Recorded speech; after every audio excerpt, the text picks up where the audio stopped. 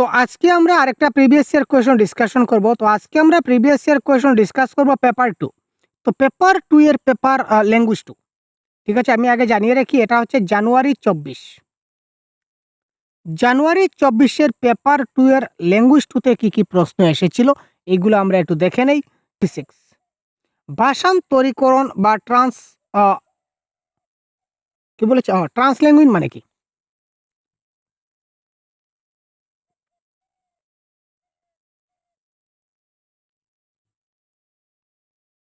ভাষা একটি নির্দিষ্ট সময়ের পর কিভাবে পরিবর্তিত হয় তা বোঝায়।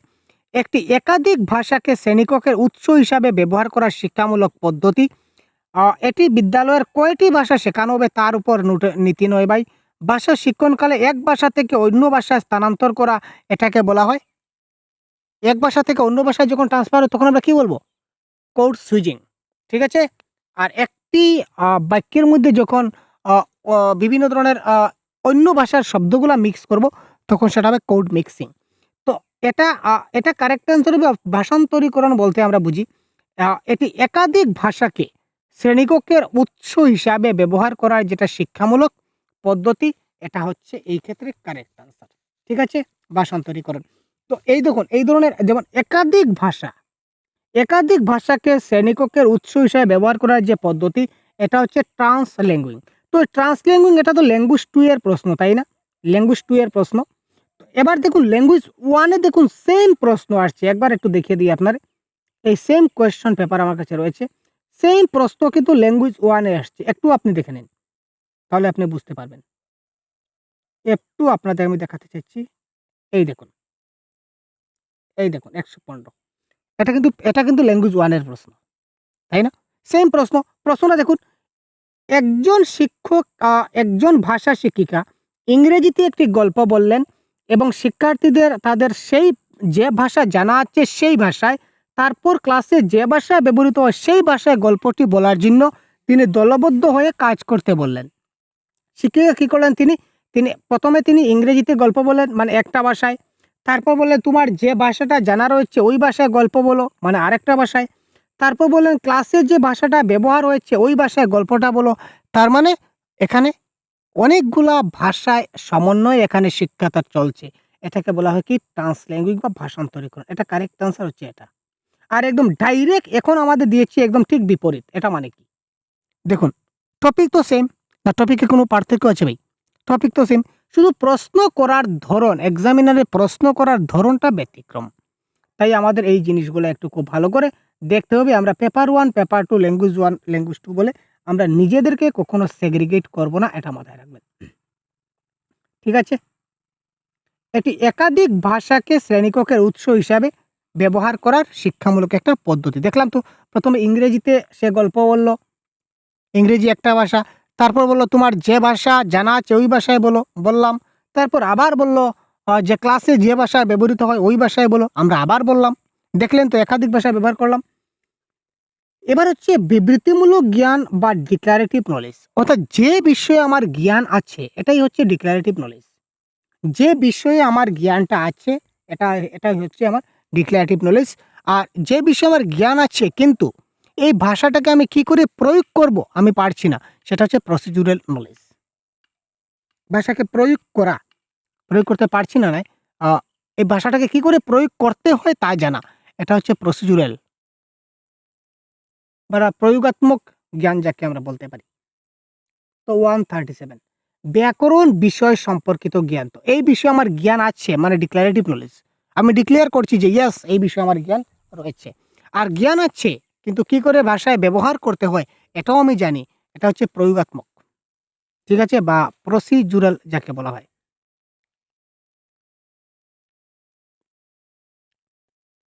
ষষ্ঠ শ্রেণীর একজন শিক্ষিকা তার ক্লাসে রান্নাঘরের কিছু জিনিসের লিখিত বর্ণনা থেকে শব্দ তালিকা শেখানোর জন্য চামচ, প্লেট, বাসনপত্র, বক্স প্যাটরা এবং প্লেন নিয়ে আসেন।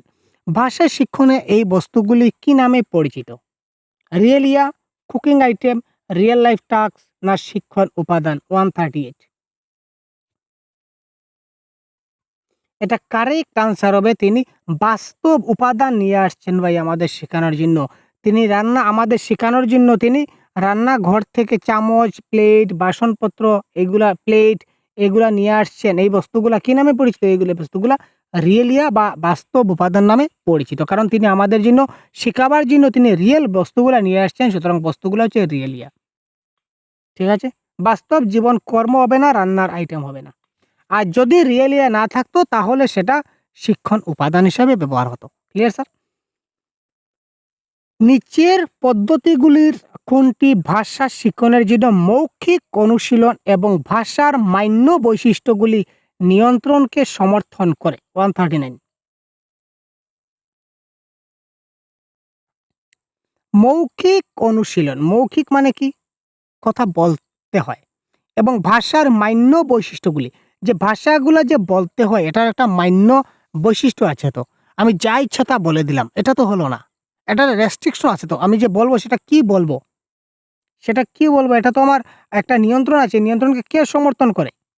এখানে দেখুন শ্রবণমূলক ভাষা তত্ত্ব, অডিও লিঙ্গুয়ালিজম, এটা হবে এই ক্ষেত্রে কি কারেক্ট আনসার। কোনটি ভাষা শিখনের প্রয়োজনে, অর্থাৎ শ্রবণমূলক ভাষা তত্ত্বটা ভাষা শিখনের প্রয়োজনে কি করে? মৌখিক অনুশীলন এবং ভাষার মান্য বৈশিষ্ট্যগুলির নিয়ন্ত্রণকে সমর্থন করে।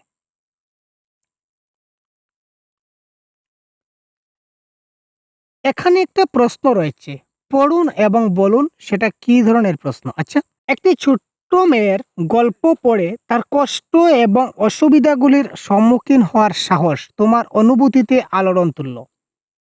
তোমাকে এই ছোট্ট মেয়েটির প্রশংসা করে তাকে একটি চিঠি লিখতে হবে ১২০টি শব্দের মধ্যে। একটা দীর্ঘ উত্তরমূলক প্রশ্ন, না জ্ঞাত তথ্যাদির উপর অজ্ঞাত তথ্যাদি নিরূপণমূলক প্রশ্ন, না অপ্রাসঙ্গিক প্রশ্ন বা অভিভুক্তি? প্রথমে এটা দীর্ঘ প্রশ্ন উত্তর তো হবেই না। তারপর অপ্রাসঙ্গিক বলতে পারি না, কারণ প্রসঙ্গ তো আছে। কোন প্রসঙ্গ? যে মেয়েটা অসুস্থ, মেয়েটা কষ্ট, মেয়েটা সমস্যায় পড়ছে, নিশ্চয়ই প্রসঙ্গ তো আছে। অভিব্যক্তি, এক্সপ্রেসিভ কোয়েশ্চন না। তো কারেক্ট আনসার এই ধরনের প্রশ্নকে বলা হয় এক্সট্রাপোলেটিভ কোয়েশ্চন। অর্থাৎ জানা বিষয় থেকে আমরা অজানার দিকে যাব। মেয়েটার কষ্ট, অসুবিধা, সম্মুখীন হওয়ার সাহস আমার অনুভূতিতে বড় কষ্ট জাগলো। তো এই মেয়েটিকে প্রশংসা করে আমি তার ব্যাপারে একটা চিঠি লিখব। এটা হচ্ছে এক্সট্রাপোলেটিভ কোয়েশ্চনের মধ্যে পড়ছে। ত্রিভাষা নীতি আগেও ছিল। ত্রিভাষা নীতি থেকে কিন্তু আগেরবারও প্রশ্ন এসছে। এই প্রশ্নে আমরা পেপার ল্যাঙ্গুয়েজ 1ও প্রশ্ন দেখলাম, এবার ল্যাঙ্গুয়েজ 2তেও কিন্তু প্রশ্ন আসছে ত্রিভাষা নীতি। তো ত্রিভাষা নীতিতে নিচের কোনটি সঠিক? ত্রিভাষা নীতিতে প্রথমত মাতৃভাষা বা মাদার টাংকে কিন্তু প্রথমে স্থান দিয়েছে, এটা মাথায় রাখবেন। ত্রিভাষা নীতিতে মাতৃভাষা বা গৃহের ভাষা বা ঘরের ভাষাকে প্রথমে স্থান দিয়েছে, এটা আমরা মাথায় রাখবো। এটা যখনই মাথায় রাখবো আমাদের কারেক্ট আনসার কিন্তু হয়ে যাবে টুকুক করে। সব শিশুরা তাদের স্কুলের পড়া শুরু করে রাজ্যের ভাষাকে মাধ্যম করে, ক্যান্সেল করুন, কাটুন। সব শিশুরা স্কুলের পড়া শুরু করে সরকারি ভাষা হিন্দির মাধ্যমে, ক্যান্সেল করুন। সব শিশুরা তাদের স্কুলের পড়া শুরু করে মাতৃভাষা গৃহে ভাষার মাধ্যমে, রাইট করুন, মাতৃভাষা গৃহের মাধ্যমে। সব শিশুরা তাদের স্কুলের পড়া শুরু করে ইংরেজি ভাষা, কাটুন। আমরা জানি ত্রিভাষা নীতিতে প্রথমেই মাতৃভাষাকে প্রথম স্থানে দেওয়া হয়েছে। সুতরাং সব শিশুরা তাদের স্কুলের পড়া শুরু করে কিসের মাধ্যমে? মাতৃভাষার মাধ্যমে বা গৃহের ভাষার মাধ্যমে। সুতরাং এটা হবে এই ক্ষেত্রে কারেক্ট আনসার। জাতীয় শিক্ষানীতি 2020 সম্বন্ধে নিচের কোনটা সত্য নয়?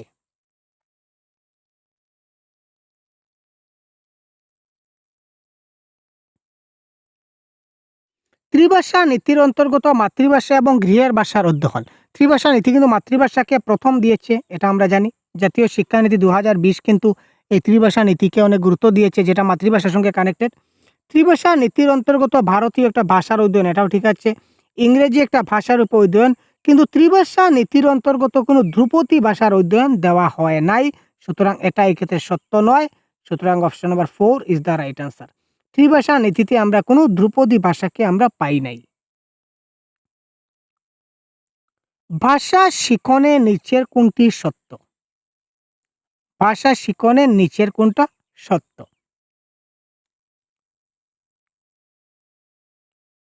ভাষাটা শিখতে হবে, তাই না? এখানে শিখন বলেছে, অর্জন নয়, এটা শিখন, এটা আমরা মাথায় রাখবো। স্থানীয় প্রথম ভাষার জ্ঞান দ্বারা দ্বিতীয় ভাষা শিখনে কিছু করার থাকে না। স্থানীয় বা প্রথম ভাষার জ্ঞান দ্বিতীয় ভাষা শিখনে সহায়তা করে। প্রথম ভাষা এবং দ্বিতীয় ভাষা শেখা সম্পূর্ণরূপে স্বতন্ত্র। স্থানীয় বা প্রথম ভাষার জ্ঞান দ্বিতীয় ভাষা শিখনে প্রতিবন্ধকতা কিংবা বাধার সৃষ্টি করে। তো কারেক্ট আনসার কি হবে? খুব তাড়াতাড়ি কমেন্ট করুন 143। আপনারা কমেন্ট বক্সে এভাবে লিখে দিন 143 অপশন নাম্বার 1 অথবা 2 অথবা 3 অথবা 4। দেখি কার কার কারেক্ট আনসার সঠিক আসে।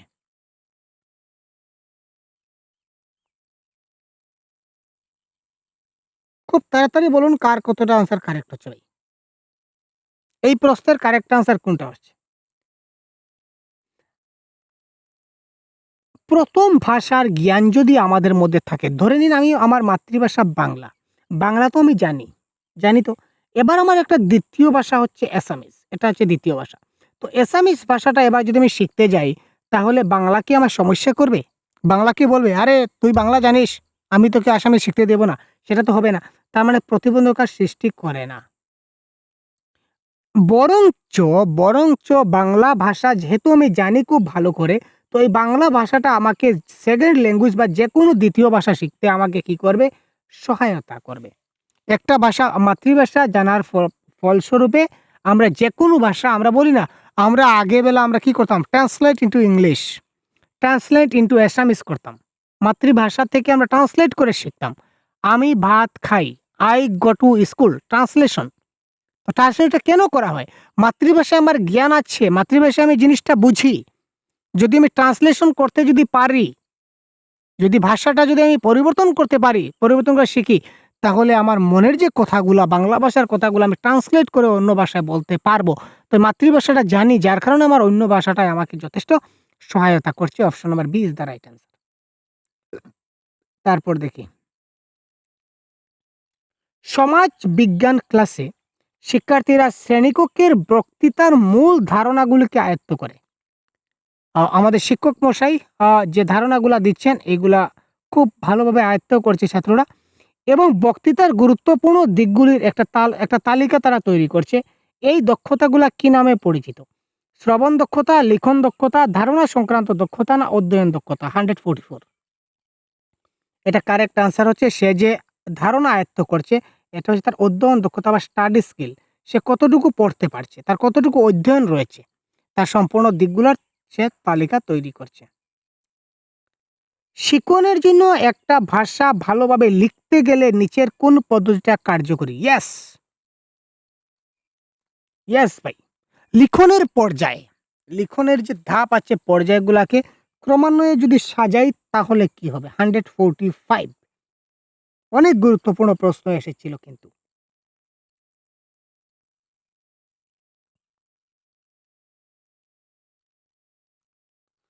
প্রথমেই আমরা কি করব? ব্রেইনস্টর্মিং করব। প্রথমেই চিন্তা ভাবনার আলোড়ন করব। ইয়েস। সবটিই তো কিরকম খেচকা লাগছে, তাই না? তো এই ক্ষেত্রে আমরা বলে দিই কারেক্ট আনসার অপশন নাম্বার 3। প্রথমে আমরা চিন্তা ভাবনার আলোড়ন করব। তারপর অপরিহার্য বিষয়ের সংযোগীকরণ, অর্থাৎ পয়েন্টগুলা লিখব, কোন কোন পয়েন্ট, আমি পয়েন্টগুলা নোট ডাউন করব। তারপর আমি একটা রূপরেখা নির্মাণ করব, একটা আউটলাইন। তারপর আমি একটা খসড়া লিখব বা ড্রাফট করব। তারপর আমি সেটাকে এডিটিং করব বা সম্পাদনা করব। তারপর তার ফাইনালাইজ করব বা চূড়ান্ত রূপ দেব। তার মানে option number 3 is the right answer. যখনই কিছু লিখব, লিখার ধাপগুলা কি, কি? প্রথম ধাপ হচ্ছে ব্রেইনস্টর্মিং বা ব্রেইনে চিন্তা করা কি লিখব। তারপর অপরিহার্য বিষয়ের সংযোগীকরণ, মানে কিছু, কিছু পয়েন্ট আমি নোট ডাউন করব। কোন, কোন পয়েন্টের উপর আমাকে লিখতে হবে, এই পয়েন্টগুলা প্রথমে আমি নোট ডাউন করে নেব। তারপর তার একটা রূপরেখা বা একটা আউটলাইন দিতে হবে, কি করে কি করতে হয়, একটা ডিটেইলস দিতে হবে। তারপর এই বিষয়ে একটা ড্রাফট আমি তৈরি করব, খসড়া। তারপর এটা আমি এডিটিং করব, যেখানে খসড়াতে হয়তোবা ভুল হতে পারে। তো ভুলটাকে আমি এডিটিং করব, এডিটিং করে কারেকশন করে ঠিক করব। তারপর এটাকে আমি চূড়ান্ত রূপ দেব।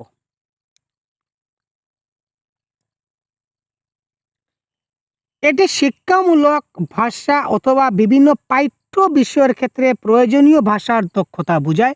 এটি কি? ১৪৬। এই দেখুন, এই দেখুন, এই দেখুন, এই দেখুন, BICS এবং CALP। আমি যে আপনাদের একটি কথা যে বারবার বলি, যে দেখুন স্যার, সিটেট পরীক্ষায় ল্যাঙ্গুয়েজ 1, ল্যাঙ্গুয়েজ 2 এর প্যাডাগজির মধ্যে কোনো পার্থক্য নাই। বারবার আমি আপনাদের বলি যে সিটেট পরীক্ষায় বাংলার ক্ষেত্রে ল্যাঙ্গুয়েজ 1 এবং ল্যাঙ্গুয়েজ 2 এর ক্ষেত্রে কোনো পার্থক্য নাই। পেপার 1 এবং পেপার 2 এর মধ্যে কোনো পার্থক্য নাই। এখানে দেখুন BICS এবং CALP এই টপিক থেকে প্রশ্ন আসছে, তাই না? তো আমরা এবারে যে পেপারটা সলভ করছি এটা কোন পেপার একটু আপনাদের দেখিয়ে দিই, জাস্ট একটু সাথে থাকুন। প্রমাণ দেখাচ্ছি, প্রমাণ যদি আপনারা পান তে মজা পাবেন, তাই না? তো এটা দেখুন পেপার 2, সরি ল্যাঙ্গুয়েজ 2, ভাষা 2। পেপার 2 তো ঠিকই আছে, পেপার 2 এর এটা হচ্ছে ল্যাঙ্গুয়েজ 2, তাই না? তো ল্যাঙ্গুয়েজ 2 এর এইমাত্র আমরা প্রশ্ন যেটা পেয়েছি এটা হচ্ছে কি BICS এবং CALP থেকে প্রশ্ন করেছে, তাই না? তো এবার এই যে এই সেম ইয়ারের সেম কোয়েশ্চনের ল্যাঙ্গুয়েজ 1 এ একটা প্রশ্ন এসেছিল, আপনাদেরকে দেখাতে চাই অ্যাজ এ প্রুফ হিসাবে। কোথায় ছিল? এই দেখুন 110। এখানেও দেখুন BICS এবং CALP থেকে প্রশ্ন আসছে। এই প্রশ্নটা কিন্তু ল্যাঙ্গুয়েজ 1, এই প্রশ্নটা ল্যাঙ্গুয়েজ 1, আর এখন যে দেখলাম এটা হচ্ছে ল্যাঙ্গুয়েজ 2।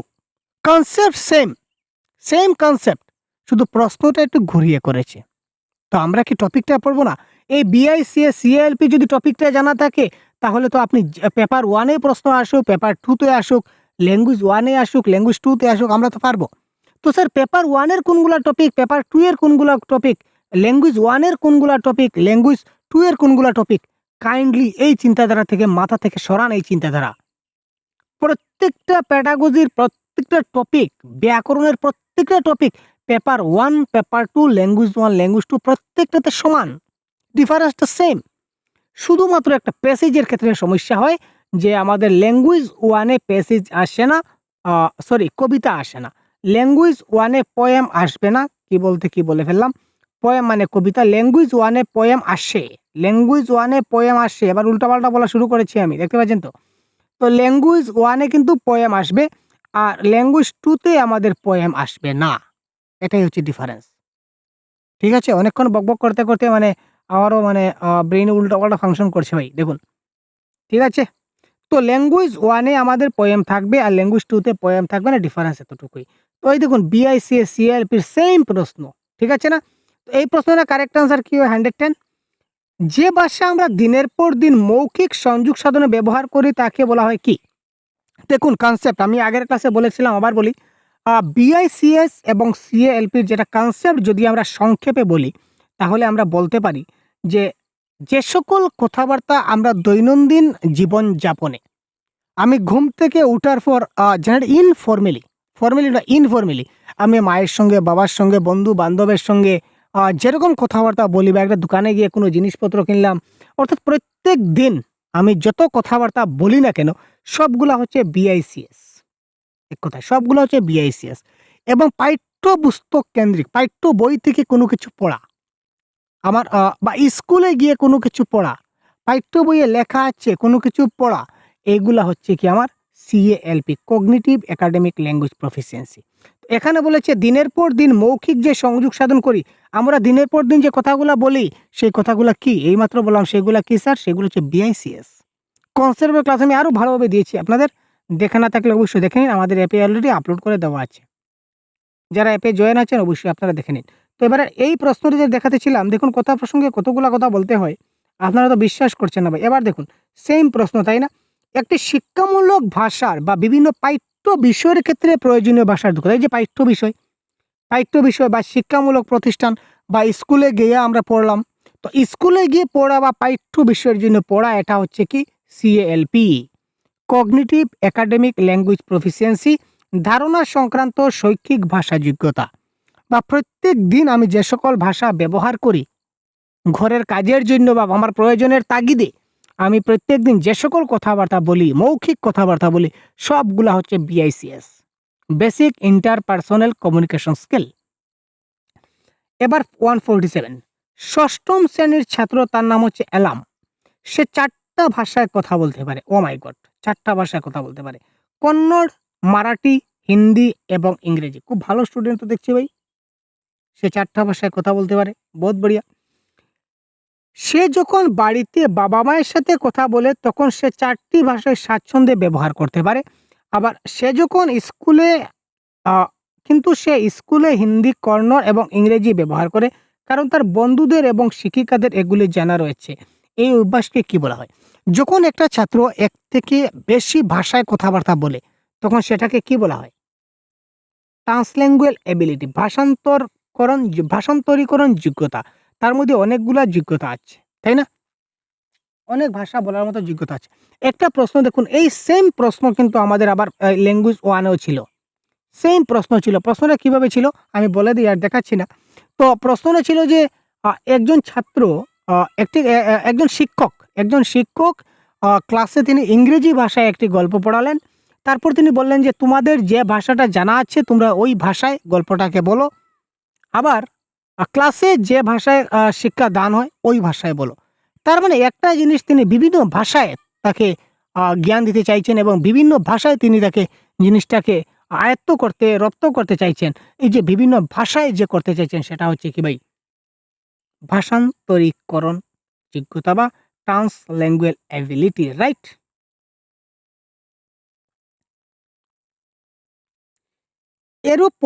যখন এরূপ একটা পরিস্থিতি আমাদের মধ্যে চলে আসবে, যেখানে শিক্ষার্থীরা বিষয়ের উদ্দেশ্যের বিপরীতমুখী চিন্তা করে, যেখানে তাদের পুনরায় এটি বুঝার সুযোগ দেওয়া হয়, শিক্ষার্থীদের উন্নতির জন্য এই পদ্ধতির প্রচেষ্টাকে কি বলা হয়?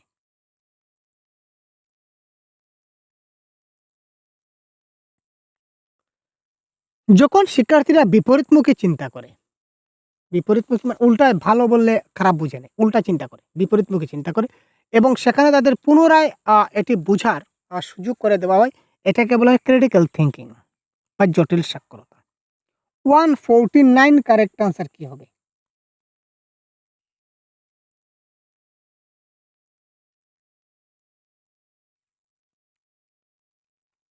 অষ্টম শ্রেণীর একজন শিক্ষক 5টি ইংরেজি বাক্য সম্বন্ধিত একটি পাঠ 2 বার পড়লেন। প্রশ্নটা আমরা ভালো করে পড়ি। অষ্টম শ্রেণীর একজন শিক্ষক তিনি কি করলেন? 5টা ইংরেজি বাক্য সমন্বিত একটি পাঠ 2 বার পড়লেন এবং তার শিক্ষার্থীদের সেই পাঠটি মনোযোগ সহকারে শুনতে বললেন। তিনি একটা পাঠ পড়লেন এবং ছাত্রদের বললেন যে তোমরা খুব ভালো করে শোনো। তারপর তিনি পঠিত পাঠটির কাছাকাছি, একদম এক নয়, একটি পাঠ পুনরায় তৈরি করার জন্য 4 জনের একটি দলকে কাজ করতে বললেন। এই প্রক্রিয়াটিকে আমরা কি বলতে পারি? ইংরেজি বাক্য সম্বন্ধীয় একটি পাঠ তিনি 2 বার পড়লেন এবং শিক্ষার্থীদের সেই পাঠটা মনে শুনতে বললেন এবং শোনার পর বললেন যে এই সেম টু সেম রিলেটেড তোমরা আবার আরেকটা গল্প তোমরা তৈরি করো বা আরেকটা গল্প তোমরা বলো। তো এটা আমরা যদি বলি, এটা অনুচ্ছেদ শ্রুতিলিখন হতে পারে, আবার সংঘবদ্ধ শ্রুতিলিখন হতে পারে, দুইটাই হতে পারে correct answer. Collective paragraph detection কেন, অনুচ্ছেদ শ্রুতিলিখন কেন, মানে তিনি এই ধরনের আরেকটা অনুচ্ছেদ তিনি তাদের লিখতে দিচ্ছেন, সুতরাং এটা অনুচ্ছেদ শ্রুতিলিখন হতে পারে। আবার কালেক্টিভ সংঘবদ্ধ কেন, কারণ তিনি দলগতভাবে কাজ করতে দিয়েছেন, সুতরাং সেটা সংঘবদ্ধ হতে পারে। অফিসিয়াল আনসার কিন্তু এই দুটো আনসারই কারেক্ট দেওয়া হচ্ছে। লাস্ট প্রশ্ন দেখি। শিক্ষণের ফলাফল শিক্ষার্থীকে যোগ্য করে তোলার প্রচেষ্টা করে।